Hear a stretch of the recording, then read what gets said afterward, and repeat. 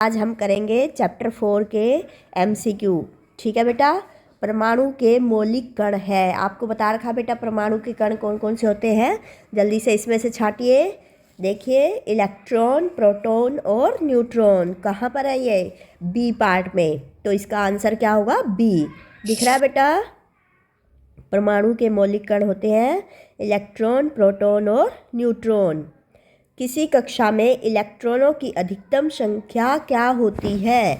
जैसे आपको बताया था मैंने, इलेक्ट्रॉनों की अधिकतम संख्या होती है 2n की 2 और n होती है कक्ष संख्या या कक्षा संख्या। अब यहाँ पर n की जगह x दे रखा है तो ये आंसर बन जाएगा बेटा 2x की 2।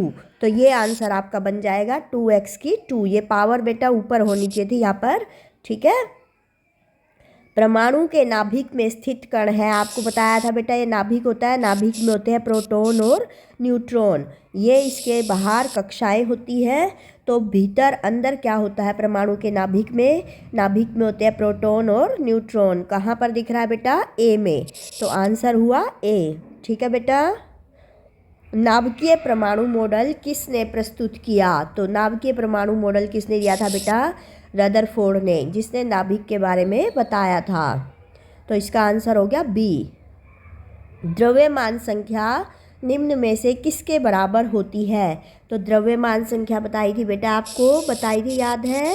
अभी फिर बता देती हूँ। द्रव्यमान संख्या होती है प्रोटॉन प्लस न्यूट्रॉनों की संख्या p प्लस n।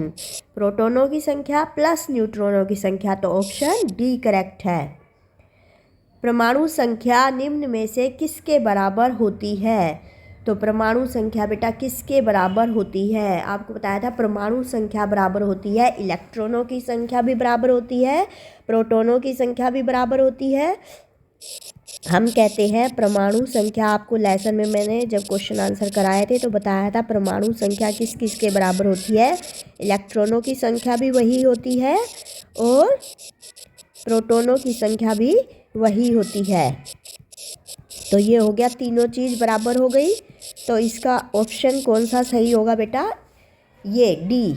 ये आंसर गलत है बेटा, ये आंसर आएगा आपका डी। ए और बी दोनों सही है। तो आंसर आपका यहाँ पर बनेगा बेटा डी वाला। ठीक है। आंसर कौन सा बनेगा? डी वाला। ए और बी दोनों सही है क्योंकि दोनों के बराबर होता है बेटा।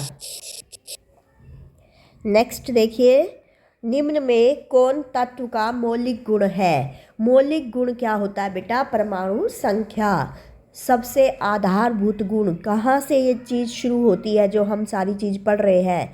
तो कहाँ से हो रही है बेटा? परमाणु संख्या से। तो आंसर होगा परमाणु संख्या। मौलिक गुण है परमाणु संख्या। हाइड्रोजन के कितने समस्थानिक होते हैं बेटा? आपको बताया था 1H1। इसको हम इधर भी लिख सकते हैं और इधर भी लिख सकते हैं। ठीक है बेटा। तो और दूसरा क्या होता है आपके पास? 1H1, 1H2 और 1H3। तो ये हो गए 3 समस्थानिक बेटा। कितने समस्थानिक हो गए? 3। तो ऑप्शन आया सी। ठीक है बेटा। ऑप्शन कौन सा हुआ? ठीक, सी। रदरफोर्ड का अल्फा कण परिकर्णन प्रयोग किसकी खोज के लिए उत्तरदायी था? इससे क्या खोज हुई थी बेटा? रदरफोर्ड का अल्फा कण परिकर्णन प्रयोग से परमाणु केंद्रक की। किसकी खोज हुई बेटा? परमाणु केंद्रक की। एक तत्व के समस्थानिक में होते हैं, क्या होते हैं बेटा? तत्व के समस्थानिक में आपको बता रखिए परमाणु संख्या समान होती है और परमाणु भार अलग अलग होता है।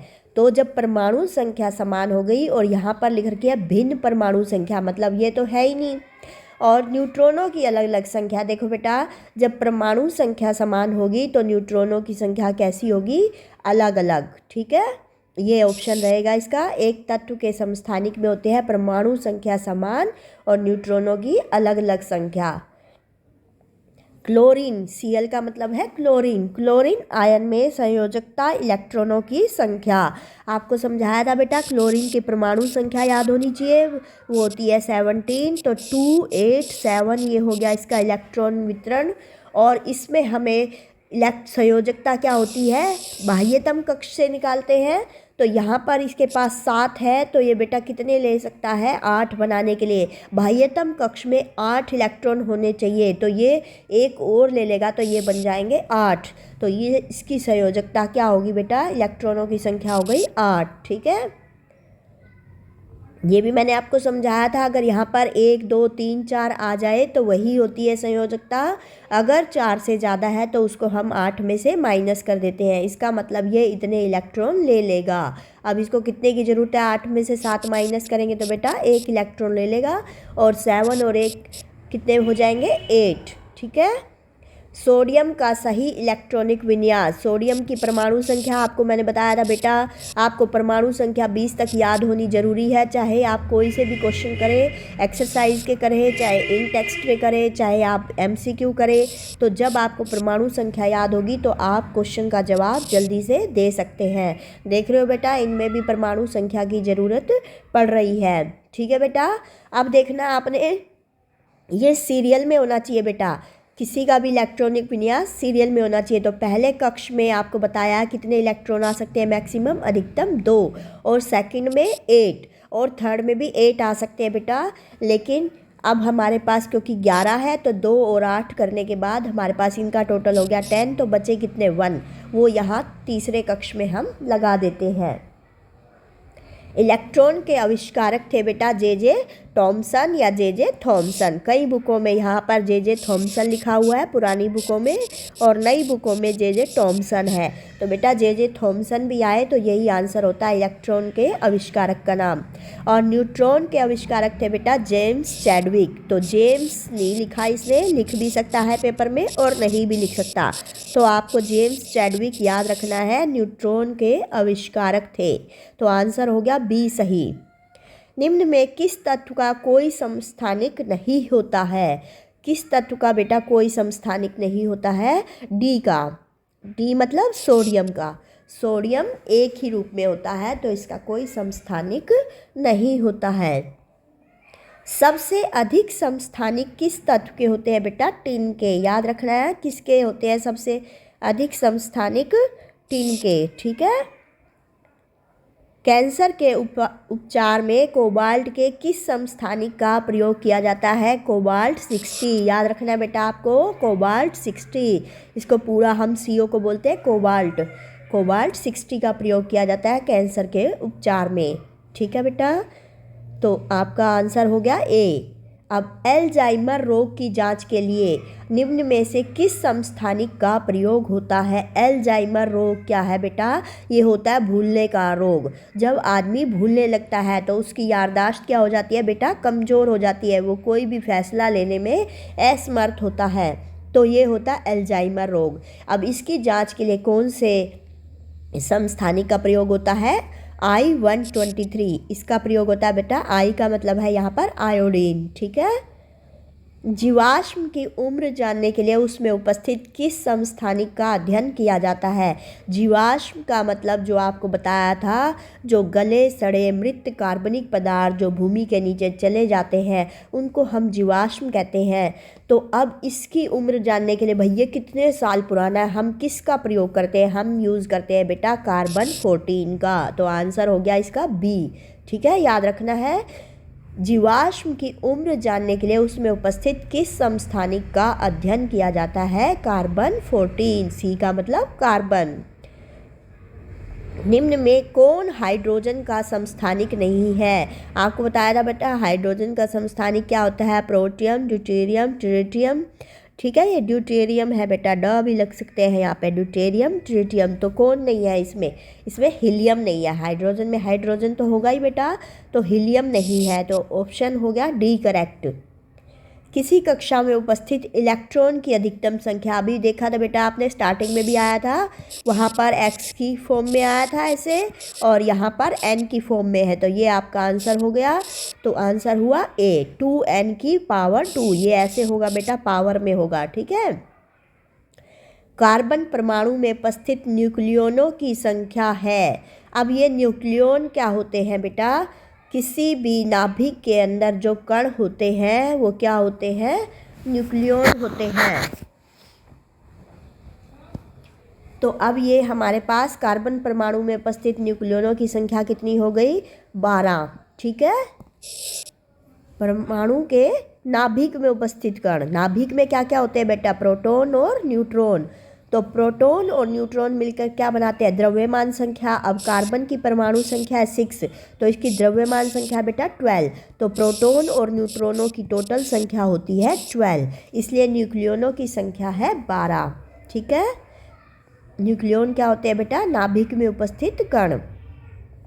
निम्न में कौन कण को निरूपित करता है? तो कौन कण को निरूपित करता है? हीलियम +2। ऐसे भी लिख सकते हैं बेटा, +2। ठीक है। कौन कण को निरूपित करता है? हीलियम +2। निम्न में कौन युग्म सम न्यूट्रॉनिक है? सम न्यूट्रॉनिक बेटा नाम से पता चल रहा है, सम का मतलब समान। तो समान न्यूट्रॉनों की संख्या किस में है? सम न्यूट्रॉनिक, न्यूट्रॉन मतलब न्यूट्रॉनों की संख्या, सम या समान न्यूट्रॉनों की संख्या। तो सम न्यूट्रॉनिक किसे कहते हैं? जिसमें समान न्यूट्रॉनों की संख्या होगी उसे कहते हैं सम न्यूट्रॉनिक। तो किस में होगी बेटा? 14C और 160 में। ठीक है। 14C 160 में। कौन समभारिक युग्म है?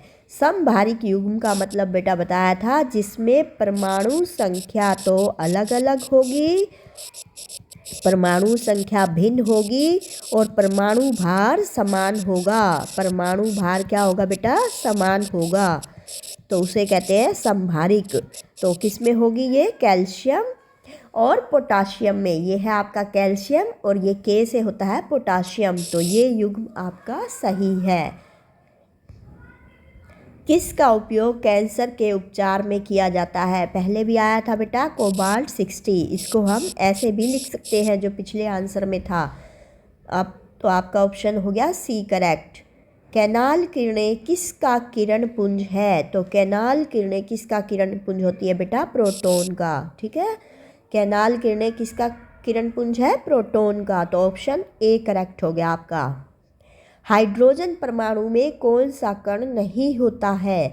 तो हाइड्रोजन में देखते हो बेटा क्या नहीं होता है? न्यूट्रॉन, क्योंकि एक ही होता है। हाइड्रोजन की परमाणु संख्या है बेटा, हाइड्रोजन की परमाणु संख्या कितनी है?